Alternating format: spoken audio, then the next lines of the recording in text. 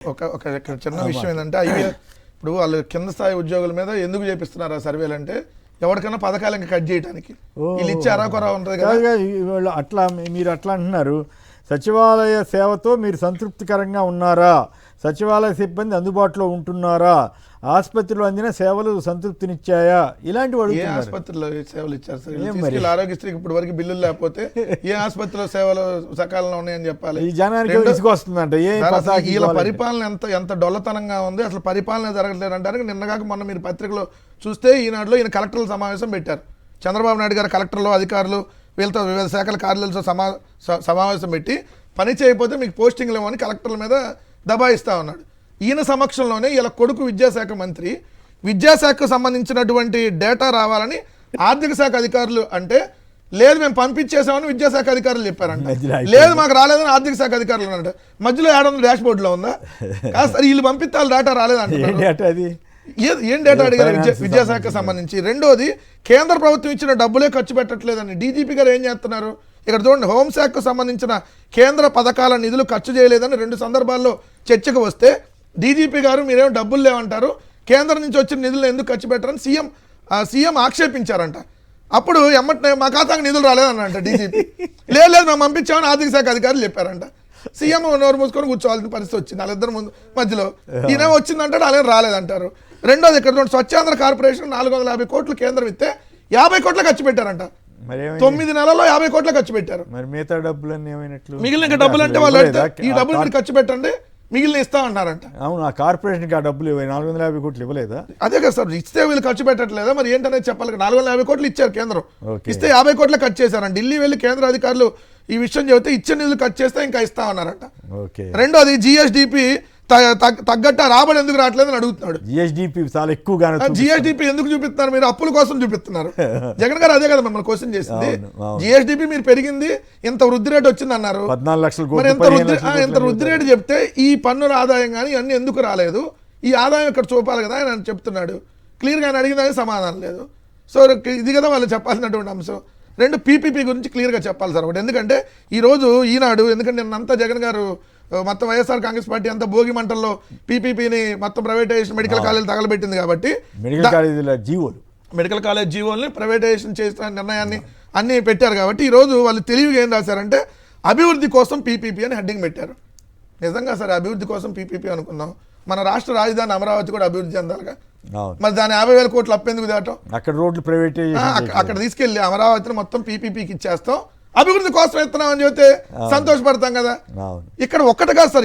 ఇక్కడ ఇంకో చిన్న డౌట్ వస్తా ఉంటుంది, విశాఖపట్నంలో గవర్నమెంట్ ల్యాండ్ 99 పైసలు అంటున్నారు, మరి ఇక్కడ కూడా అట్లాగే ఇస్తారా? సార్ 99 పైసలు ఇస్తే అసలు అభివృద్ధి ఎట్లా వస్తుంది? అదే వచ్చేవాడికి సులకన అవటం తప్ప. ఇప్పుడు మన ఊరిలో 99 పైసలు మనం భూమి ఇస్తే ఇంకా రాష్ట్రం అసలు చంద్రబాబు గారి బ్రాండ్ ఇమేజ్ చూసి ఎగబడి వస్తున్నారంటారు. ఇప్పుడు బ్రాండ్ ఇమేజ్ ఇక్కడే దొరికిపోయి సార్, వాళ్ళు రాసే దాంట్లో దొరుకుతారు. ఇక్కడ ప్రభుత్వ ప్రైవేటు భాగస్వామ్య విధానంతో నరేంద్ర మోడీ ప్రభుత్వం అగ్రతాంబూలం ఇస్తుంటే దానికంటే ఆంధ్రప్రదేశ్ దీన్ని అందిపుచ్చుకుందంట. మొత్తం 30% ఆంధ్రప్రదేశే ఉందంట ఇక్కడ.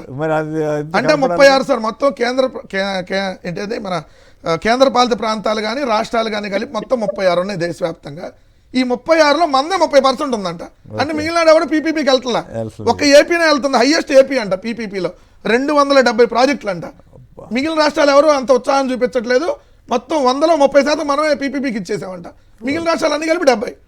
అంటే ఇక్కడ మనం పీపీపీని మనం ఒక్కలమే తీసుకుంటున్నాం, మిగిలిన రాష్ట్రాలు తీసుకోవట్లేదని కదా దానికి అర్థం. రెండోది వచ్చేటప్పటికి బస్ స్టాండ్లు చూడండి సార్, ఇక్కడ మూలాపేట పోర్టు, రామాయపట్నం పోర్ట్ అంట, ఎయిర్పోర్ట్ కూడా ఇచ్చేస్తున్నారా? ఇదిగోండి అవి కూడా గవర్నమెంట్ లో స్టార్ట్ చేశారు సార్. మూలాపేట పోర్ట్ ద్వారా గవర్నమెంట్ సంపద ఆదాయం పెరుగుద్దని కదా రాష్ట్రం కేంద్రానికి పంపించింది సార్. ఇవన్నీ మేము పీపీపీకి ఇస్తున్నాం అని చెప్పి దాంట్లో మూలాపేట పోర్టు, రామాయపట్నం పోర్టు, అదేవిధంగా చూస్తే తాగునీటి ప్రాజెక్టులు, సాగునీటి ప్రాజెక్టులు కూడా మంచి సంపద. మొత్తం తాగునీటి ప్రాజెక్టులు, సాగునీటి ప్రాజెక్టులు, పంచాయతీరాజ్ శాఖలో క్రీడా నగరాలంట. మళ్ళీ చూస్తే మీకు ఇక్కడ బస్ స్టాండు ఏది తిరుపతిలో ఒకటి, విజయవాడ ఆటోనగర్ బస్ స్టాండు, ఇవన్నీ కూడా పీపీపీకి ఇస్తారు. అప్పుడేంటి వాళ్ళు ఇష్టం ఉన్నట్టుగా రేటు పెట్టుకుంటారు, దాని ప్రకారం మనం చేయాలి. అక్కడే రాసి చూడండి, పీపీపీ విధానంలో ప్రైవేటు పెట్టుబడిదారులు ప్రాజెక్ట్ నమూనాను బట్టి 50 నుంచి 70% పెట్టుబడి పెడతారంట. ప్రభుత్వ ఖజానాపై ఒత్తిడి తగ్గుతుందంట. అంటే ప్రజల మీద భారం పెరిగిద్దనే కదా. ప్రభుత్వ ఖజానా మీద ఒత్తిడి తగ్గిద్దంటే ప్రైవేట్ ఎవరి మీద వేస్తాడు? ప్రజల మీద కదా భారం. పీపీపీ అంటే ప్రైవేటైజేషన్ ఆఫ్ పబ్లిక్ ప్రాపర్టీ. ఇది క్లియర్గా కనపడతా ఉంది. కనపడ్డా మళ్ళీ దాని ఆ విధానాన్ని మేము తీసుకొని వస్తాం. దేశంలో ఎవడో చేయట్లా, ఆంధ్రప్రదేశ్ బాగా టాప్ కొందని వీళ్ళే సిగ్గు లేకుండా రాసుకుంటారట. పైగా విద్యా వైద్యం ప్రైవేటైజ్ చేయొద్దని వెంకయ్యనాయుడు గారు లాంటి వాళ్ళు కూడా సలహా ఇస్తున్నారు. సరే, వీళ్ళకి, ఈ రోజు ప్రజలకి మిత్రుడే మ్యాండేటరీ కదా. మనం ఉచిత విద్య ఉండాలి, ఉచిత వైద్యం అందించాలి.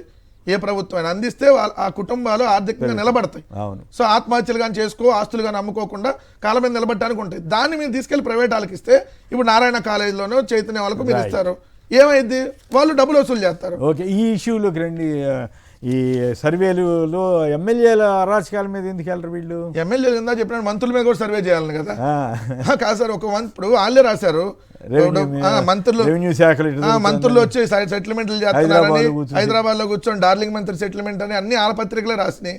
నిన్నటి కూడా ఏదైతే ఎమ్మెల్యేలు సిఫార్సులతో ఆ పనులు అయిపోతున్నాయి, ఈ పనులు అవుతున్నాయి, ఎందుకు పెరోల్ మీద శ్రీకాంత్ అతని పేరు జీవిత ఖైదు పెరోల్ ఇచ్చారు, ఓర్నే ఇచ్చారా, డబ్బులు తీసుకొని ఇచ్చారా? దాని మీదగా జరగాల్సినవన్నీ. సో ప్రతి ఒక్కరు మరి అన్యాయంగా అనంతపురం ఎమ్మెల్యే నుంచి అసలు మనం చాలా తక్కువ మాట్లాడితే మంచిది సార్. ఓకే, అడ్డగోలుగా అనంతపురం ఏంది లేదా గుమ్మనూరు జయరాం ఏంది అక్కడ జరుగుతుంది. ఏమంటారు వెంకటేష్? సుప్రీంకోర్టు తీర్పులను కూడా బేఖాతరు చేసేటువంటి ఎమ్మెల్యేలు సార్ అక్కడ. ఓహో, గొడవ లేదు. ఇష్టాన్ రీతిలో ఎట్లా పడితే అట్లా అవినీతి జరుగుతా ఉందని ఎక్కడికక్కడ రాస్తా ఉంటే ముందు వాళ్ళ మీద కదా చేయాల్సింది సర్వేలు. అయినా చంద్రబాబు నాయుడు గారు అంత తక్కువ, అప్పుడు ముందు ఆయన నుంచి మొదలు పెట్టాలి. 99 పైసలకి రహేజా రియల్ ఎస్టేట్కి 27 ఎకరాలు ఎట్టిస్తారు. అదేవిధంగా ఏఎన్ఎస్ఆర్ గ్లోబల్ రియల్ ఎస్టేట్ వాళ్ళకి బెంగళూరుకు సంబంధించిన వాళ్ళకి విశాఖలో 10 ఎకరాలు కేవలం 99 పైసలకి కట్టిస్తారు. వీటి మీద అడగొచ్చు కదా, మెడికల్ కాలేజీలు ప్రైవేటైజ్ చేసేస్తాం, మీకు సంతోషమేనా? మా ఎమ్మెల్యేలు తింటున్నారా లేదా? అడగాలి. తింటుంటే సంతోషమేనా లేదా? లేదు, నేను అన్ని ప్రైవేటైజ్ చేసి మద్యపానం ప్రియుల పొట్ట కొట్టావు జగన్ అన్నప్పుడు ఇప్పుడు 10 రూపాయలు పెంచాం, మీకు సమ్మతేనా అని వాళ్ళకి కూడా అడగాల్సింది కదా. మద్యపాన ప్రియులు కూడా ఫోన్ చేసి దాంతో పాటు స్కిల్ స్కామ్ ఇవన్నీ కూడా నా కేసులు నేనే కొట్టేయించుకుంటున్నాను, ఇది మీ అందరికి ఆమోదయోగ్యమేనా? ఇవన్నీ కొన్ని పాయింట్లు ఇస్తే బాగుంటుంది కదా.